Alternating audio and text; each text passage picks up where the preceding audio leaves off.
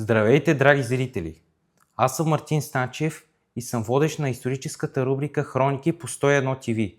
През тези няколко минути ще ви покажа исторически събития, случили се през месец януари. Приятно гледане!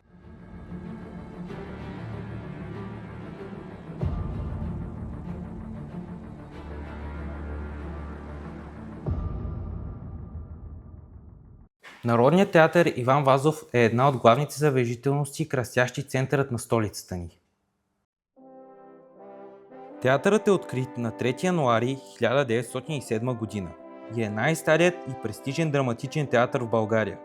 Той се намира в сърцето на София и впечатлява със своята неокласическа архитектура.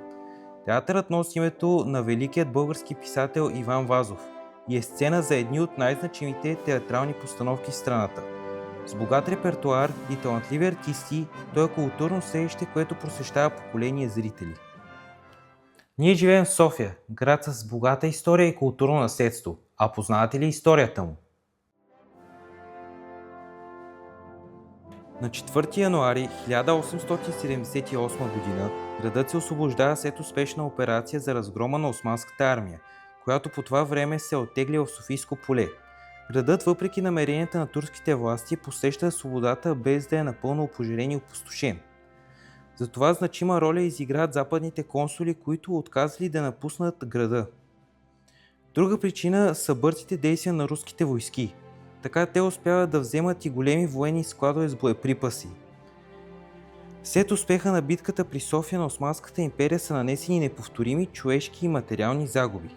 Направлението София-Пловдив-Одрин е открито за настъпление. Пловдив е освободен на 16 януари, а Одрин е освободен на 20 януари. Христо Ботев е български революционер, публицист и поет.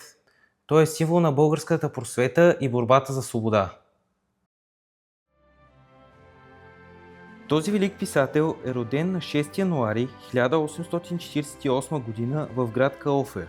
Баща му Ботьо Петков е уважаван учител и книжовник, който оказа силно влияние върху образованието и патриотичния дух на сина си. През 1863 г. Ботев заминава за Одеса, където учи в гимназия, но не завършва, тъй като се увлича по революционните си идеи. По-късно се мести в Румъния, където активно участва в българското национално освободително движение. Там сътрудничи с други революционери като Любен Каравелов, Васил Левски и Георги Раковски. Ботев е известен с публицистиката си в издания като вестниците Дума на българските имигранти и Знаме, чрез които призовава към въстание срещу османското иго. Като поет той остава незабравими произведения като Хаджи Димитър, Обесването на Васил Левски и Моята молитва. През 1876 г.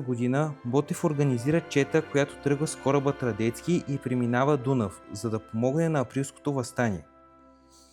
Четата води сражение в Стара планина, а на 2 юни 1876 г. Ботев загива героично в битка на връх Вола. Това беше всичко за този месец, драги зрители. Надявам се да ви е харесало и да сте се насладили на моята рубрика. Ще се видим следващият месец с още любопитни исторически факти. До нови срещи!